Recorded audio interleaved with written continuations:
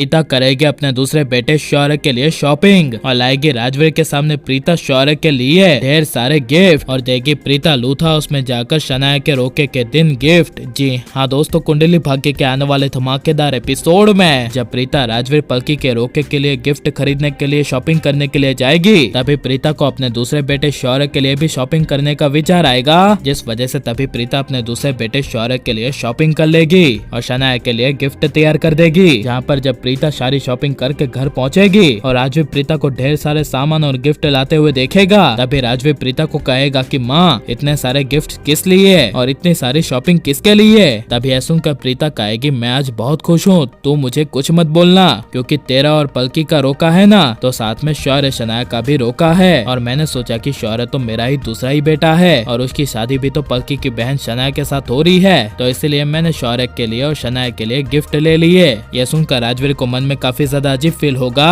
और राजवीर अपने मन में कहेगा कि मेरी माँ प्रीता को अब तक तो ये नहीं पता कि शौर्य उनका ही बेटा है, तो उसमें वो फिर भी शौर्य के लिए ये सब करी है, लेकिन जब मेरी माँ प्रीता को पता चल जाएगा कि शौर्य और किसी का नहीं बल्कि उनका ही बेटा है, तब मेरी माँ प्रीता पता नहीं शौर्य के लिए क्या क्या करेगी, आगे जाके पता नहीं क्या होगा। ये सब जब शौर्य अपने मन में सोचेगा तभी प्रीता कहेगी शौर्य क्या हुआ। तभी यह सुनकर शौर्य की आंखें खुल जाएगी और शौर्य कहेगा कुछ नहीं, ठीक है माँ कोई बात नहीं, आपने शौर्य के लिए शॉपिंग की है ना तो वेरी गुड, आप शनाया को रोके के दिन ये गिफ्ट दे देना। यह सुनकर प्रीता को काफी बड़ा शौक लगेगा और प्रीता अपने मन में कहेगी कि ये क्या हुआ राजवीर को, या ऐसे क्यों उदास हो गया। तभी जब प्रीता राजवीर के पास जाएगी और राजवीर को कहेगी कि बेटा राजवीर क्या हुआ, तभी यह सुनकर राजवीर कुछ नहीं बोलेगा और अपने घर के बाहर चला जाएगा। जहाँ पर मोहित जब राजवीर को देखेगा तभी मोहित राजवीर को कहेगा कि राजवीर क्या हुआ, तू इतना परेशान क्यों लग रहा है। तभी राजवीर कहेगा कुछ नहीं हुआ, माँ शौर्य के लिए गिफ्ट लाई थी, बस उसी को लेकर मैं थोड़ा परेशान था, लेकिन अब कोई बात नहीं है। तभी यह सुनकर मोहित कहेगा अच्छा तो तुझे जलन हो रही है कि तेरी माँ तेरे भाई के लिए गिफ्ट लाई। यह सुनकर राजवीर कहेगा ऐसी कोई बात नहीं है। और लेकिन वहीं जब पलकी के घर पलकी की माँ आधी रात को पलकी को खुश होते हुए देखेगी और पलकी को कहेगी कि इतना ज्यादा पलकी तू खुश मत हो, तेरी शादी राजवीर के साथ नहीं होने वाली है, बस ये सब सिर्फ राजवीर के साथ तेरा रोका होगा और उसके बाद शादी जाए भाड़ में, शादी नहीं करनी है, मैं तेरी राजवीर की शादी कभी नहीं होने दूंगी। यह सुनकर पलकी को काफी बड़ा झटका लगेगा